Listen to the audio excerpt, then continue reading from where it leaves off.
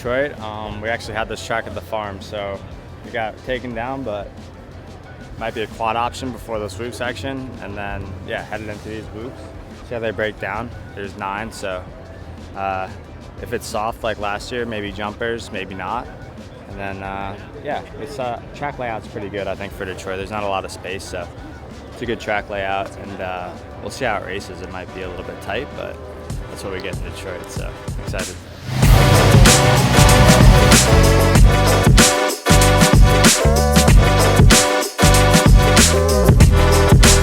Morning, so we're here in Detroit. It's early start, day race today. Looking forward to it, got the red plate, had a nice day of press yesterday, just cruised around, so let's see what the day brings. Bryce Shelley, I ride for the Rock River Gizmo Mods Yamaha team, and I'm in the 250 East class. Going good so far in Detroit. Got into that A practice, was able to put some fast laps down this last session. I think I'm sitting 17th, so got one more try here in the last qualifier. Hopefully the track's a little bit better and put in some good laps. Good, I got to ride press day, so I got to ride a little bit of the track the other day, so feeling comfy today, and the dirt's pretty good. It's a little bit harder than last year, so it's really nice. I feel pretty good sitting P17 right now, same as Bryce, which is cool, but yeah, hitting all the lines for the first time this year, and just gotta kind of put the rest of the track together, kind of fill those empty spaces with some more speed, and we'll be good. Bike's feeling good. Made a small change from last week, and seems to be working out so far. So suspension's all the same.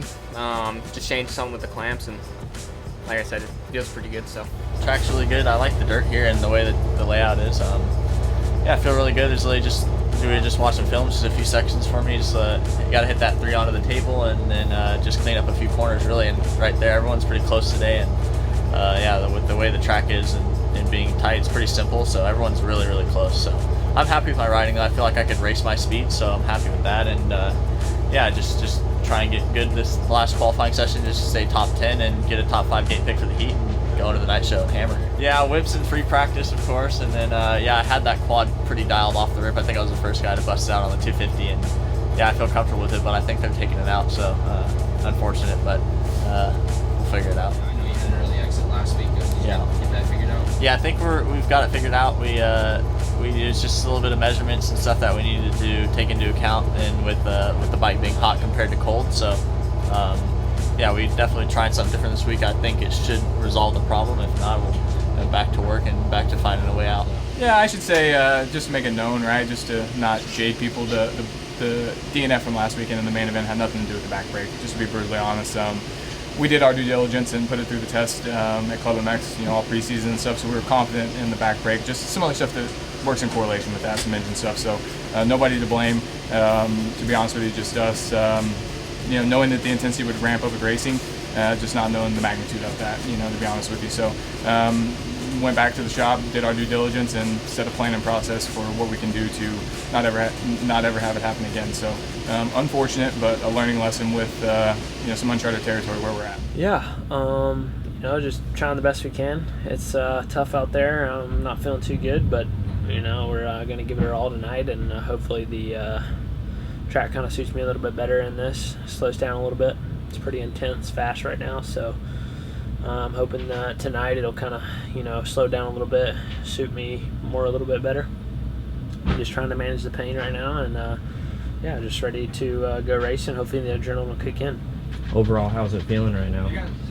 It's pretty tough, but yeah, doing the best we can. Yeah, good. Happy days. Very cold outside. P3 in qualifying. Happy with that, to be honest. I mean, obviously after last week, everyone's like, oh, win everything was perfect and great and whatever. The guys are riding fast. I was putting a good lap, made a couple of little mistakes, but I feel like I'm in a pretty good spot going into the night show. I don't get paid for qualifying, so yeah, we'll see what happens here in a few hours. Yeah, qualifying P4. It was 2 good sessions. Feel really good on the track, and yeah, East Coast conditions, so breaking down a little bit. It's going to be a long main event, a lot of laps, and yeah, ready for it. Yeah, so obviously working in Detroit, we're both inside the truck, me and Austin Kent, who's working with Max Anstey. So with both of us in the truck, it just kind of throws us off a little bit because the reality is that at normal races, we get into more of a routine than the riders.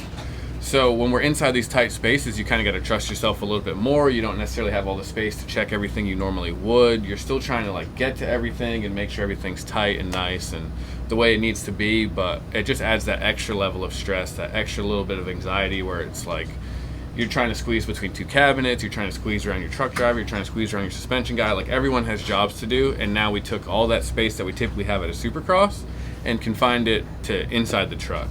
And it's just a little bit of a monkey wrench thrown at us here in Detroit. So we'll see. We'll make it through the night, and we'll do everything like we normally do. It's just a little bit different here.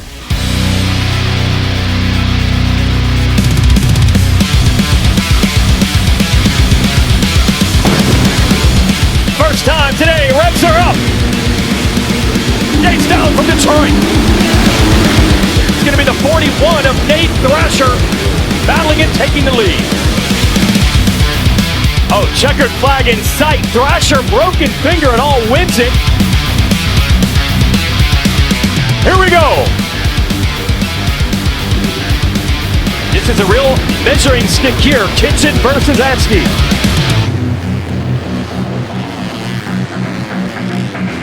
You see Kitchen trying to set up another move here. Oh! He got it. Gonna get it done too. Boland's now outside of qualifying, and this is 2 weeks in a row where he's had an issue. Did not finish the main event last week. Kitchen gets the win with Anstie right behind him in Heat 1 for the 450s. Here we go.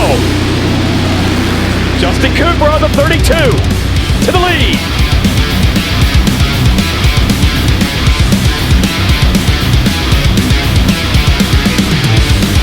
And no, Cooper comes back on Brandis now.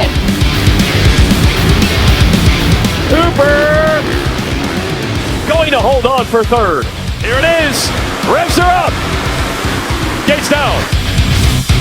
You remember, Cooper Webb is not scared to mess with his competitors, championship competitors, but he's going to have to turn it loose if he wants to play any games with the 4. Stewart holds Webb off.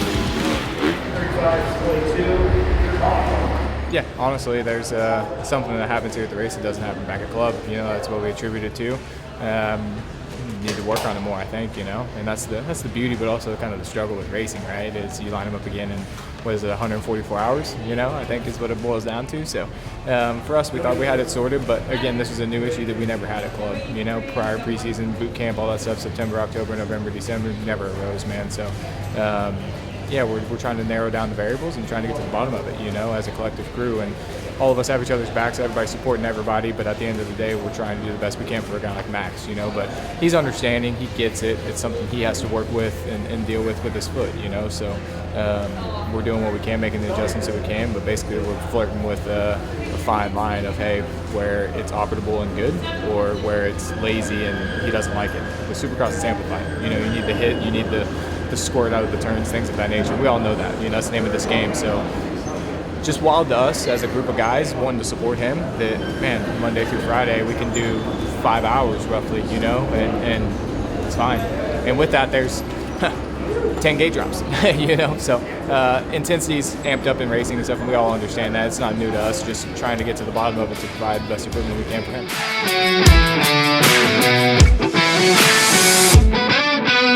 Here we go.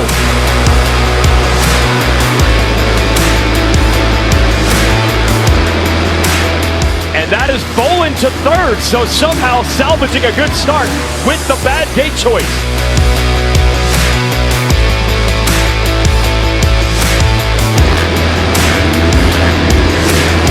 And battle down the line. Look at Shelley making a run. Oh. And Finnis gets the final spot. Shelley just short. Who will take advantage?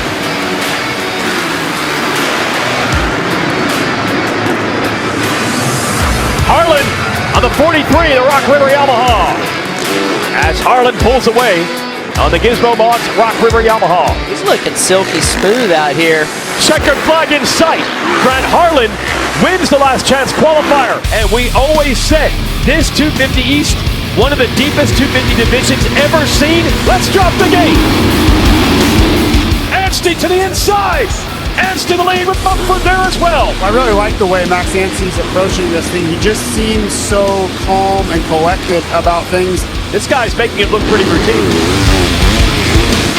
And they're red flagging this one now. Oh no. Oh no, it's McAdoo. You hate to see it. And McAdoo is up. We are going to be looking at a staggered restart late in the game. Watch those insides, Max. Here it is. Run to the checkers for the 250 East Main.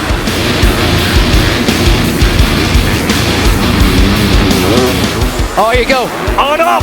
You go. Kitchen sets him up. Takes him high. Kitchen in the lead. Anstey fighting back. Incredible action. Look at Hampshire.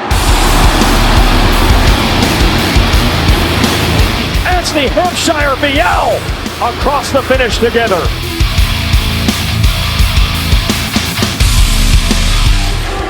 Wow. Well, me, didn't it? It was didn't work out for me, but at the end of the day, I know if you stick at the game long enough, what's taken will be given. It wasn't an ideal situation, but it's what it is. We'll move on and we'll make the best of it. Here we go. Settle down for the moment. Roxanne and Blessinger 3-4 passes early, but look at the number 2 lurking. And Webb's right there. And Anderson. Here comes Cooper. Oh, this is going to be good. Webb looking for room now. Deep drive down the inside. Roxanne tries to fight back. Side by side. Webb, Roxanne for the lead. Another charge for the 2. And this time secures the lead. The moment calls for it. Cooper Webb, his first win of 2025.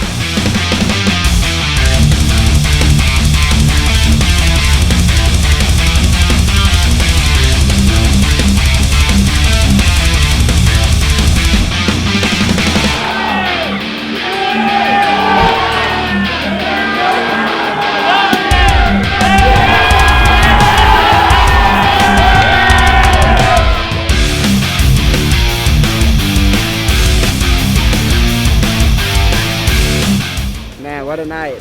Detroit was awesome. Got a great start. Made some quick, good passes early, which helped.